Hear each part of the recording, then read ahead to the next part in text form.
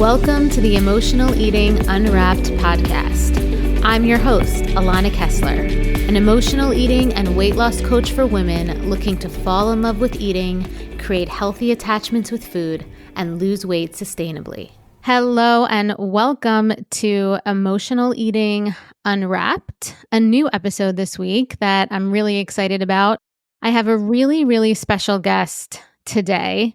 I have Dr. Kristi Tompkins, and I'm excited because she embodies all of the science, feminine energy embodiment that I just love to talk about and to just get my hands into myself. She is a naturopathic doctor, functional medicine practitioner, and business coach.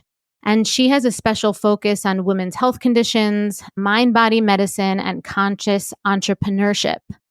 Dr. Kristi absolutely loves helping her clients transform their lives and their businesses through awareness, resilience, and empowerment. Oh my God, how amazing. Dr. Kristi manages an online business, hosts her own podcast, Fire, Soul, and Grace, and loves to develop new connections with her clients and colleagues throughout the world. What an inspired woman. Thank you so much for taking the time to chat with me today. So happy to talk to you. Yeah, I am so excited to be here with you today as well, Alana. I know we just recently met and I kind of just dove deep into your work. We had an amazing conversation last week, getting to know each other a little bit more. And you're just so inspiring. And I really just want to hear about your journey into how you got started doing what you're doing. You're doing so much for women. You're doing so much for the world.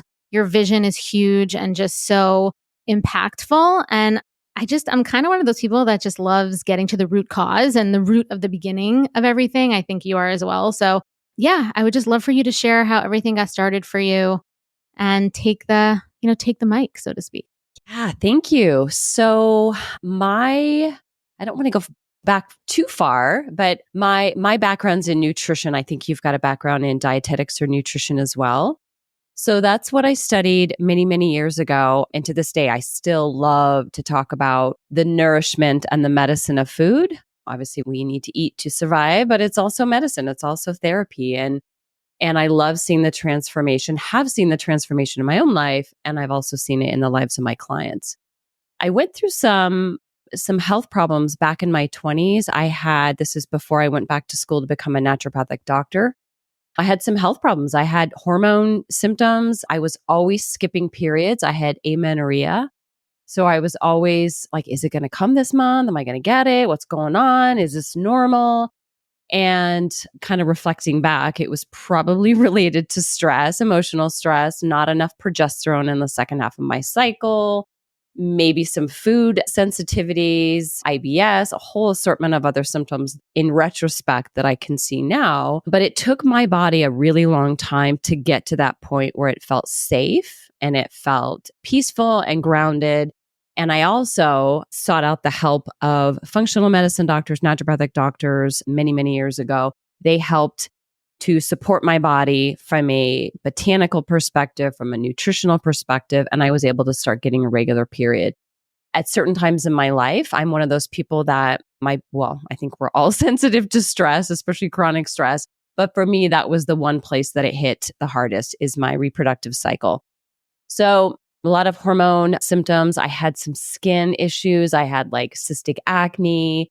I had food sensitivities that were undiagnosed, untreated. And so through a series of health problems, I was kind of on my own personal journey. And I discovered naturopathic medicine probably over 20 years ago. And I was already on that path, reading about plant medicine and reading about other ways of healing the body besides pharmaceutical medications and surgery and birth control pills, which were recommended to me to help regulate my cycle. And I was already on that path. And when I discovered naturopathic medicine, I was like, oh my God, this is exactly what I want to do. This is my calling. This is my next career. So off I went to the Pacific Northwest, applied, got into this university, which was my first choice, went off to the Pacific Northwest and studied this medical school program where we studied physiology and anatomy and microbiology and endocrinology, and all the sciences, all the basic sciences, and then of course all the clinical sciences as well. However, the treatment approach is different. So the treatment approach, it's very similar to functional medicine. So I'm going to use the term functional medicine and naturopathic medicine interchangeably because they're very similar at looking at all the body systems, looking at hopefully trying to find the underlying cause or causes as to why you're having these symptoms instead of just giving you, there's nothing wrong with medications in some cases or surgery in some cases. Oftentimes there are many other solutions that are much more specific and focused at healing the underlying cause. And so through this program, we studied botanical medicine and homeopathy and counseling and nutrition and just so many different universal modalities at helping people heal. And in that process, I also was able to help myself through a lot of these symptoms that I just explained. So yeah, right out of the university, shortly after I took my board exams, and then I worked for a clinic up in the Pacific Northwest, which was an integrative, now you would call it a functional medicine clinic, but it was very integrative. We had a lot of different practitioners and doctors there. And I studied under this doctor, mentored under him, and learned about bioidentical hormones and menopause and perimenopause and all sorts of not only women's health conditions, but also men's health. So back in the day, I saw a lot of male clients. I kind of saw a lot of different cases, a lot of different ages, and a lot of different medical conditions. But one of the things that I kept coming back to was women's health, hormone conditions, gut health, skin, lots of thyroid, adrenal stress, fatigue, insomnia, all sorts of other conditions. And having gone through that experience or those experiences myself, I have this passion, this mission to help other women heal, not just from a physical perspective, but also from the emotional, psychological, and energetic perspective as well. Oh, yeah. I relate on so many levels too, just with the multi-symptom cascade, I would say, and just getting to the place where you recognize that this health is a holistic ecosystem that really exists together. And I think it is really interesting that for women, our reproductive system is really one of probably the first system to go off the rails that gives us that signal that something is off and misaligned in our life. And oftentimes it does happen. I think what's interesting is that it happens when we're young. And so it oftentimes is before we really know ourselves, know our needs, know our values. And it is really almost this opportune time where we can get that belief system that we need to treat the problem rather than understand this, what is the root underlying misalignments that might be causing it. And I think that nowadays, young girls are luckier that this type of conversation is in the zeitgeist a bit more and you can easily find it. But back in the day, I know when I struggled with similar as well, I was given medication for IBS. I was given also hormones, the birth control option, which I never took either for my irregular or difficult periods. And I think it is really interesting that at a young age, if you start to view life very compartmentalized in that way, where you're treating diagnoses and you're constantly being diagnosed with stuff, and then you're treating those diagnoses rather than seeing it as a holistic symptom map, your brain can almost take the shape of seeing the world that way. And you almost have to relearn to see the world in a more holistic way. Do you see that with some of the women that you've worked with? Yeah, you touched on something really important. I think a lot of, and I might have mentioned this last week when you and I spoke, that I'm seeing a lot of younger females, like teenagers. Mm-hmm. Well, they're usually contacting me through their mom because their mom usually reaches out to me and they're like, I have a teenage daughter and she wants to come see you and she's got all these symptoms. And yes, the mother's usually on board as well. But these younger women are so receptive that in this day and age, I don't know what their generation is called, but they're so receptive to functional medicine, naturopathic medicine. And yes, we have the internet, we have social media. Obviously, we had the internet back when I was in my 20s, but we didn't have social media. We didn't have YouTube. We didn't have podcasts. We didn't have this information readily at our fingertips. And so, but they get it. They get it. They're like, I don't want to take medications. And I'm very much generalizing here, but a lot of the younger generation, they want to go about that holistic pathway and they want to get to the underlying cause. And even if it means they have to do, take supplements and do the unusual, urine testing for your hormones, I mean, they're willing to do that. And my older clients do as well, but the younger ones, they definitely get it. Yeah. I mean, or even like behavioral modification stuff, like the emotional, the therapy, or the mindfulness, the mind stuff. I feel like when I was struggling with my eating disorder, I'm not sure if we talked about this at length, but like with my years of my eating disorder, when I first started to get treated for it, quote unquote, when I became out of a secret and into more of the world, I was sent to therapy. I went to therapy and it was like a shameful thing. Like back in 1999, I was 17 or 18 years old and it was like a shameful, like I had to keep it a secret. And I feel like now, that was the message I was told. Obviously, like I didn't keep it a secret, but it was, a real struggle. And now I feel like the moms and everyone is understanding that that IBS isn't a stomach issue. It is, you might feel it in your stomach, but it's a multi-level thing. It's a multi-level symptom of a bunch of different things. Weight gain, the same thing. It's inflammation from multi-level things, metabolic syndrome, whatever it is.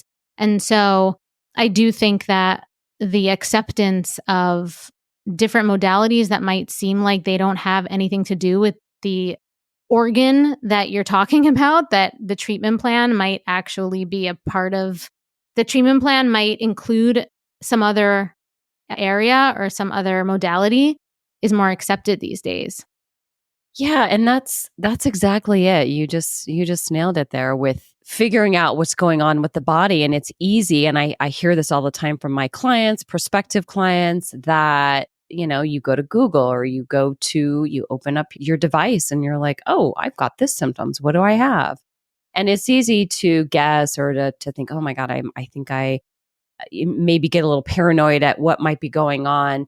But it's really important to go to somebody who not only is experienced and professional and they're seasoned in this, but they have the experience in the particular symptoms that you're showing, or maybe if you have a diagnosis.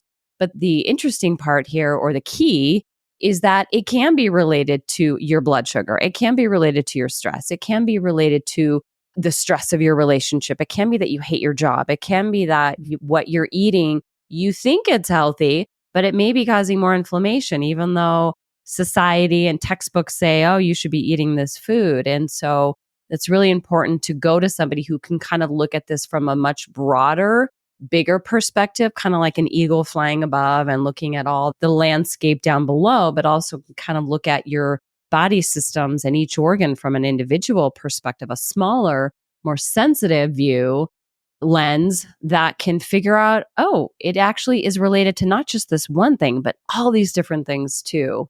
And that's the beauty and the magnificence of functional and naturopathic medicine.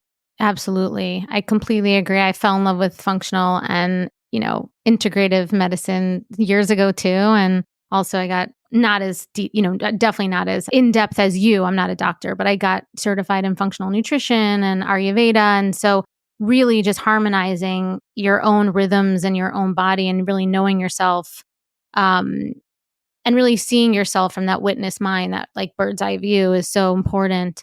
And do you find that the women and the young girls that come to you, what are they looking for in general? Like, are they looking for confidence? Are they looking for a sense of self-worth? Are they looking to just, not that this isn't it, not that there's anything wrong with this, but are they looking to just fix a problem?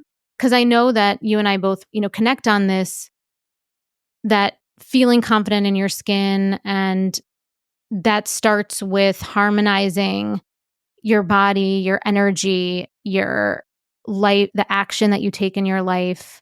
All those things matter and affect your physical health. And so how do you go about supporting women in really becoming that confident version of themselves? Yeah, that's a great question. And I really think it comes down to obviously the individual woman or the individual person and what's important to her. I think a lot of us can attest to when we're younger, we're a lot more sensitive to our peers and our social connections. We are when we get older too, but I think we tend to develop just simply through more experience, more wisdom, doing our own thing, being more authentic and who we are. I think the younger women still are very impressionable when it comes to their friends and their family members and if they're dating their partners. And so there's more awareness of what other people are going to think. However, I think with so many resources today, with mindfulness meditation apps and mindfulness meditation podcasts and books and all sorts of resources, I think a lot of women, and then maybe even just the social connections, either locally in person, but also through social media, the different groups, I think there's a lot more compassion today than there certainly was when I was younger. I mean, God, I mean, there is a flip side to that, as we know. There's obviously a dark side to social media and exposing yourself, so to speak, and speaking your voice and showing your pictures on social media. But I think there's a lot more opportunities to become more confident in yourself at a younger age, starting at a younger age, so that hopefully when you get older and you're into your 40s and 50s and you're perimenopausal and menopausal, you have a lot more confidence and a lot more self-esteem at being yourself, being who you really are. That would be my hope for all women, not just younger women. What would you say is the most challenging age for women? I would say teen years. I mean, high school can be great. It can be fun. It can be like there's that freedom. You're still at home. Somebody's paying your bills.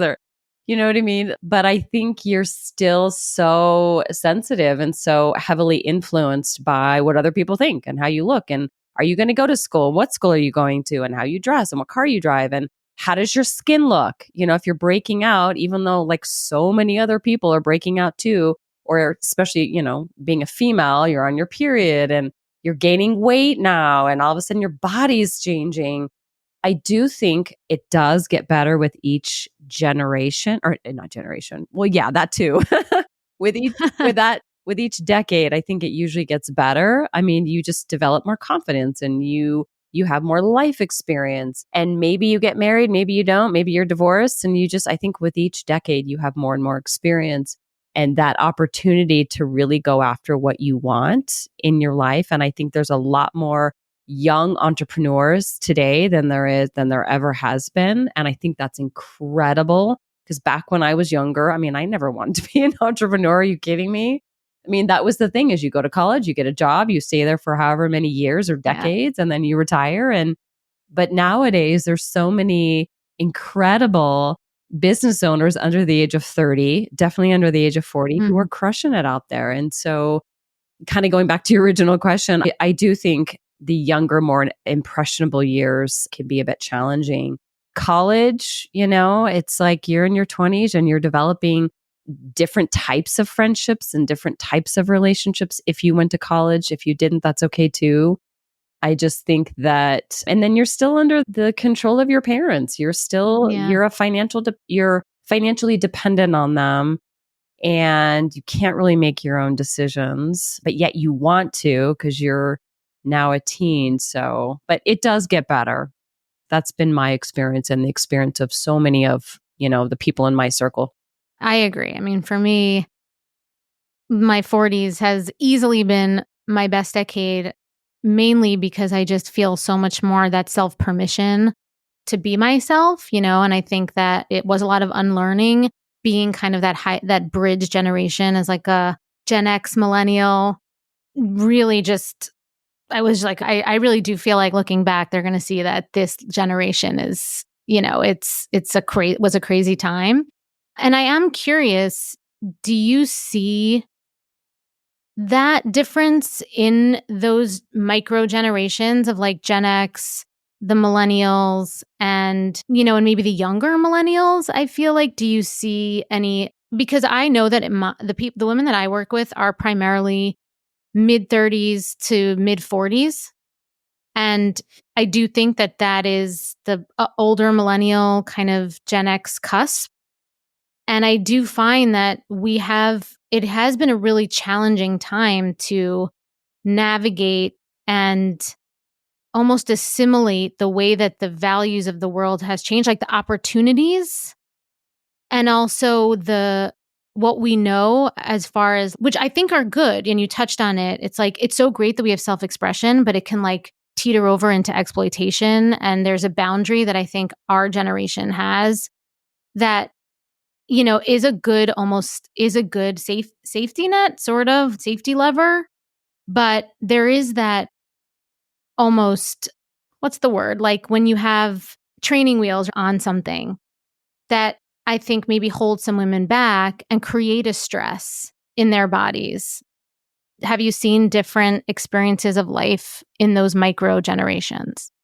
I think it depends on the woman. I mean, I've seen a lot of women in their 30s in the last several years. I'd say the majority of them are married with kids. So I don't know if I'm speaking to your audience or the clients that you treat, but a lot of my clients, they're married and they have children. And that's a whole other topic. That's a whole other conversation as well, because there can be, you look on social media, you're like, look at them, their Christmas photo, look at them on vacation. You have no idea what's going on. But when you're not on taking a picture of your family and putting it on Facebook or Instagram, there's a lot of stress and challenge that women face that I don't think they're talking about it as much. They kind of are. They're bringing it up on social media from time to time, maybe when they have a meltdown or they went through bad experience and this is after the fact.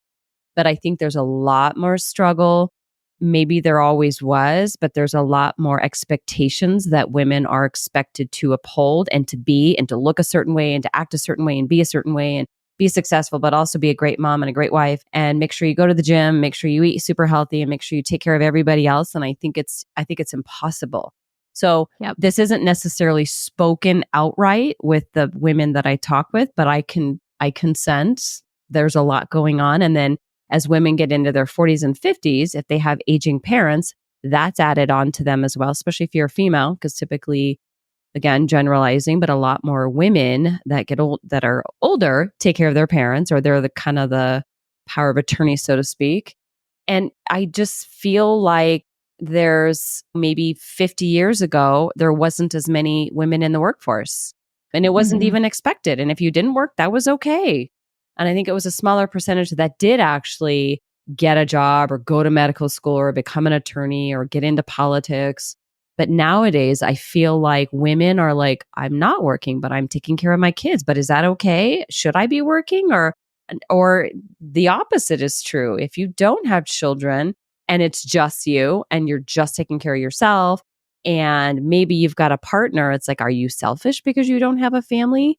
So I feel like there's a lot of pressure for women to be all things. And this conversation is definitely coming to the surface more and more. I think it should come up even further and discuss, because I think there's a lot of, look on social media and you see these perimenopausal and menopausal women that are like at the gym and doing barbell classes. And that's like a big trend right now, which I think is incredible. That just because you're in your 40s and 50s and you're gaining weight, that doesn't mean that you need to just let it all go and let yourself go and suffer with your health. But I do think that pressure can cause a lot of meltdowns and a lot of anxiety and depression with women, maybe men too. I'm not going to speak to that, but I think when women can share in groups, in confidential groups, or, women's circles, in a place where they feel safe to say, hey, I'm struggling too. I hate the fact that we have to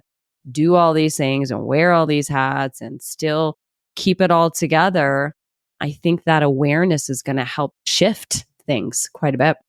Oh my God, absolutely. And to your point, I think the conversation is so important. I think really recognizing that even though you have all this opportunity, it doesn't mean you need to take all the opportunities. I think that coming to terms for myself, it wasn't even coming to terms. Like I didn't want children. It was just something that I knew at a young age, and was consistently told that I was going to change my mind, that wasn't true, that, oh, you're in a phase, you're just in a place in life. And it really was something that, I don't know, I feel lucky that I had that inner knowing and didn't get myself into a position in my 30s or my late 20s where, I could have made things messier for myself, which for some people that's their journey and that's fine. But I had this higher kind of awareness with myself, which I think is lucky, and which it is what I really teach a lot of my students and clients in the work that I do with them, is to connect to that and to feel empowered and confident in making choices for yourself, and knowing that there's so much. Like, I've had women that I work with who have a lot of weight to lose. They think it's about food, but then, and maybe it is a little bit about food, but they end up feeling this internal permission to live how they want to live and harmonize like a couple things and create some boundaries, like learn some skills, communicating or whatever it is. And just, they feel that inner sense of permission and the weight comes off. Like, you know what I mean? It's just, things just balance better. And I feel like that is such an important part of healing as well as supplements, as well as food medicine and all that stuff too. I think it's that inner sense of permission, I feel. Yeah. I mean, just hearing you speak about when you just like let it all go and you just like exhale and you're like, do I really want to do that? Do I really want to take on that project? Do I really want to pursue another certification? Do I really want to have children or not? Do I really want to do this? And when you can finally not only get the clarity, but that authentic connection with yourself, that intuition where you're like, nope, this is a hell no, and it should be a hell yes. I mean, I really need to tune into that and say no to the things that no longer are part of my path. And I don't want them part of my path. And I need to do things that feel good to me and they're healthy and they're nourishing. And that takes a lot of courage, to be honest. I mean, that really takes a lot of courage in this day and age, because we're so like conditioned to like, oh, we got to do this and this, and it's perfectionism. We got to do another class, another program, and drive this car or live in the neighborhood, whatever. And I think when you can finally just say, no, this is who I am. And I think that nervous system becomes more grounded, more centered, more rooted. And then that's when you're no longer tight. You're no longer restricted and contracted. And your nervous system has that beautiful dance between the parasympathetic and sympathetic. And then all of a sudden, your body's no longer in fight or flight all the time. And then now your body's able to burn through the reserves and burn through the fat. And now you're like, your weight's a little bit easier to maintain. Exactly. And I just feel like it's so nice to hear you as a professional doctor acknowledge and say that. I think that's really important for people to hear. I do think that there's value in that. And, and that's one of the reasons why I was really looking forward to this conversation, because it is really something that, though the conversation is being had more, I do think there are still medical doctors that are hesitant to really, anchor their flag on that. Yeah.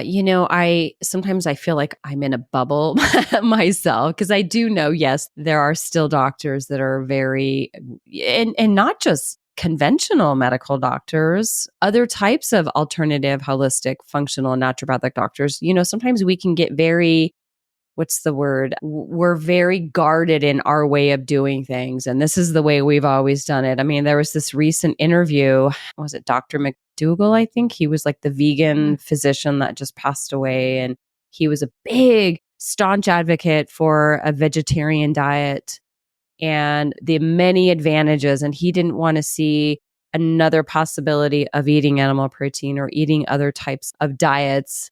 And he was so closed off and so restricted to any other possibility. So it's not just mainstream medicine, but sometimes I think in my own little world, like, oh, this is how everybody is. And it's like, no, that's not how a lot of people see medicine or healthcare or insurance or what they should put into their body. And I think I'm totally guilty of this, that I assume people know more. I assume because of the internet and because maybe they've been to other doctors and other practitioners that they know all this information. And I forget, which is actually okay. I forget that people, they really do need guidance. They really do need education and support and resources. But they also need it for their body, for their preference, for their lifestyle, for what works for their health. And that's again why I love, functional naturopathic medicine, is because it very much is personalized to that person. And that's really the hallmark of personalized medicine, is you're meeting the person where they're at. You're still giving them guidance. You're still giving them information.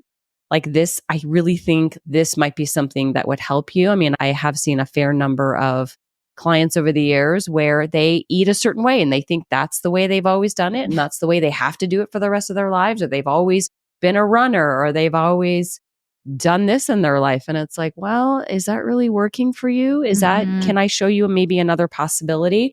You give them the information and then they can make that decisions. And again, that's the uniqueness of every human being, is that it really should be tailored to that person.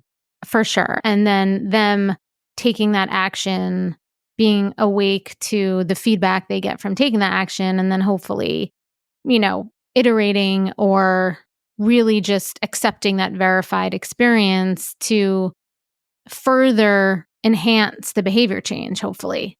I think that that's important as well. I'm curious, what do you do personally to prioritize feeling good and prioritize making sure that you feel like the best version of yourself? Because I know that you're like in your 50s now. Yeah. So you've had, I am 50, 50. Yeah. 50. Yeah. Hopefully that's okay that I said it. I think it's really exciting to talk about women's ages, and like you've had such a journey of your lived experience of all these different phases of women. So I feel like for you, what are the things that you do to prioritize? I do quite a bit. And thank you for that, by the way. I love to cook. Like, I love being in the kitchen. It's my zen place. It's my comfort zone. I love to cook. And even if it's healthy, even if it's just chopping the same vegetables I chopped yesterday, for me, it's very calming. There's a lot of people out there, especially women, who are having, and maybe men too, they're like, oh my God, I have to cook another meal. And I love it. It's very grounding for me. And so, yes, I love to eat healthy. I certainly don't have a perfect diet. And for me, it's all about balance. It's all about tuning into your body. Like, what feels good? If I eat these sweet potato fries, it's okay, whatever. Like, I'm not going to eat, a pound of them every day. So for me, it's about the balance. So mostly healthy. I love the paleo diet. Like, I'm a big advocate for that. Personally, that's what I do. So it's mostly vegetables, healthy sources of animal protein, healthy fats. And then sometimes, I do have I love dark chocolate. I love coffee. Same. I love red wine. Like, there are things that I really enjoy in my life. And again, it's all about that moderation and knowing, okay, maybe I overdid it when I went on vacation, or maybe I overdid it over the weekend, whatever. So now I'm going to get back into my routine. I love to exercise. Yesterday, I have a gym membership, and I went to a kettlebell class, which I'll admit, I actually don't love the kettlebell, but it was a new class that they're featuring at this gym. And I've done kettlebell before. And I was like, oh, this is going to suck. My arms are going to hurt tomorrow. But I loved it. It was something new. It was invigorating. It was cardiovascular. There was some weight training there too. And for me, it's not just about, my legs are stronger and maybe I've lost a few inches. Yes, that's important too, because I want to feel good. I want to look good. I want to look healthy.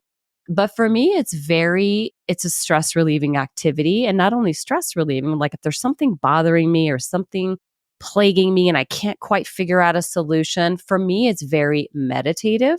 So I get a lot of downloads. I get a lot of information that comes streaming in. It's like the portal opens, and I get a lot of ideas and a lot of creativity and a lot of answers to my questions sometimes, to the universe, to God, to source, to myself.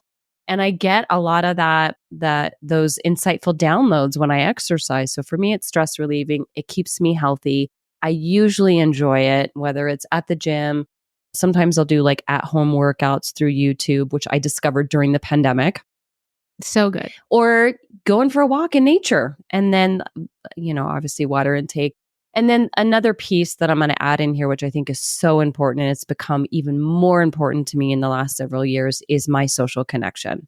That to me, like you could be healthy, you could go to your gym, you could take your supplements, and you can get to bed by 10 p.m. But without that social network, that social community, the quality of your friendships, the quality of your relationships, that is not just frosting on a cupcake. That's actually essential for your mental health, your emotional health, and your physical health, to be honest, as well. Yeah. I mean, I say that that's nutrition. Like, I think you don't just metabolize food, like you metabolize energy. And I think we talk so much about boundaries in life to kind of repel bad energy. But I think that the flip side of that is learning how to attract the right good energy for you, because that's not just something that is nice to have. That's actually necessary, I think, for hormone balance, for mental health, and even to make your body in a state of harmony so that you can metabolize your food well and absorb the nutrients from the food. So it's like, again, all together. And people will sometimes forego the social connection because they're too busy or because they're prioritizing their own, healing or something. And it's like, let me isolate.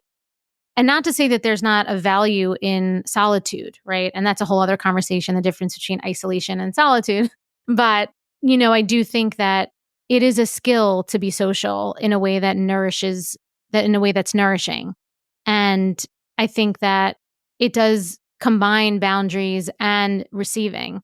And I don't know if that's being taught as much as it should. It's something that I teach in all my programs to women, because I think it is actually an integral skill that will, if you don't know it and you don't do it, it will undermine the results of any other healing modality that you try.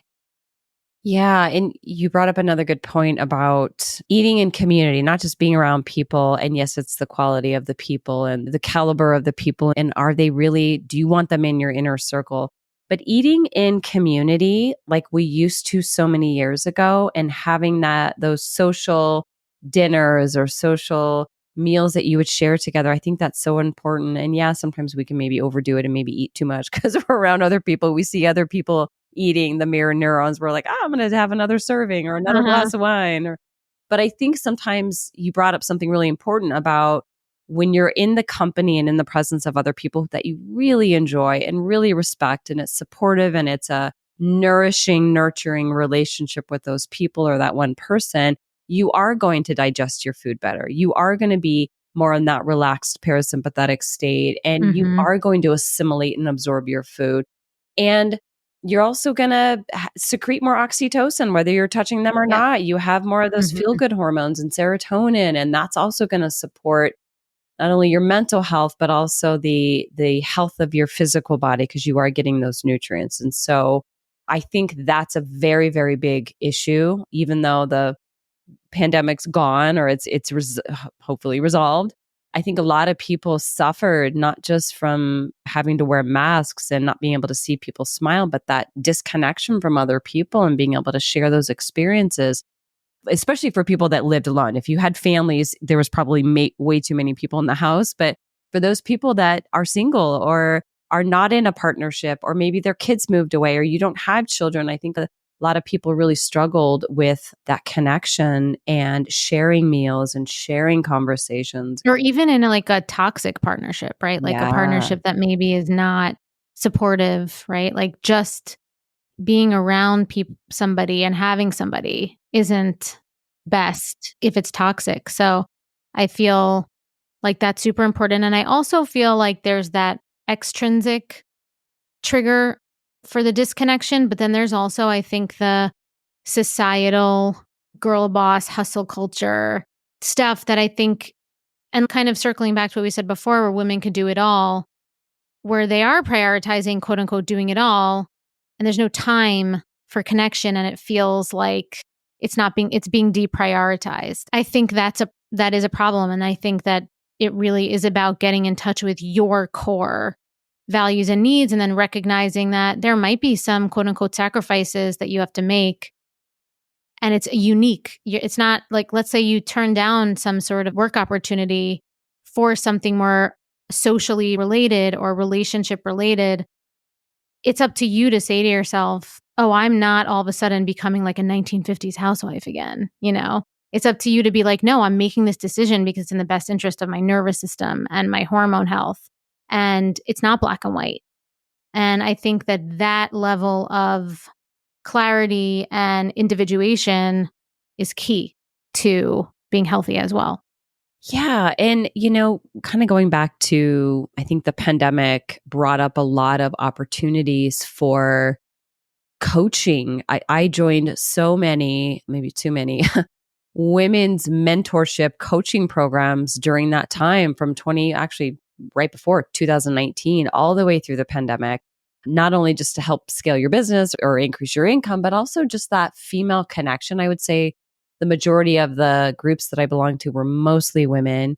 And that connection, that even if it was through Zoom, even if it was through a computer or email, like just that connection. And I think this is a very, very, and that's kind of why I'm creating a separate business on women entrepreneurship and spiritual conscious entrepreneurship, because I think women are craving not only social connection with the right circle of female friendships, but also women colleagues too. And that support and that advocacy and encouragement. And, what's that saying? You're a rising tide lifts all ships. It's like you support one another. And even if you're in the same industry, and that is really, really definitely coming to the surface. I was just on a call this morning. I was on another call the other day, a Zoom call.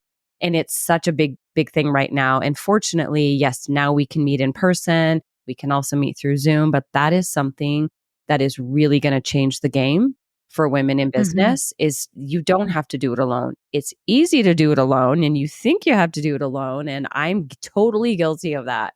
I'm like, I'm going to work and I'm going to do all this and I'm going to forego this social event. And then later, the next day, I'm like, God, maybe I should have gone to that because I would have felt so much better. And I can always do my work later. But knowing that that's essential, not only for your health, but for your business, because business is about relationships. And you're not necessarily going to these events to get a sale or to get a referral, but business is about relationships and money is about relationships. And so, yeah, it's all connected. 100%. Well, I have taken up so much of your time. I want you to give us 3 takeaways before we let you go that you feel is the key to just that balanced living that I feel like you've really gotten yourself to an amazing place with and are so inspiring for other women. I think, again, going back to that personal authenticity of what it is that works for your body and what it is that works for your life and what feels truly aligned with what you want for your life, and being a matter of fact and being completely in your own element as to what works for your body and knowing what you need and going after it. And again, that takes courage. It takes courage within yourself, but it definitely takes courage to maybe be different than other people. I think the self-care, again, that's going to be very personalized to what is important to you. And as much self-care activities as you can, whether it's lunch with a girlfriend or maybe it's staying at home. I mean, sometimes self-care can just be like, I'm just going to hang out at home and do my own thing with a book and a cup of tea and a candle. And whatever that means for you, I think that's honoring yourself.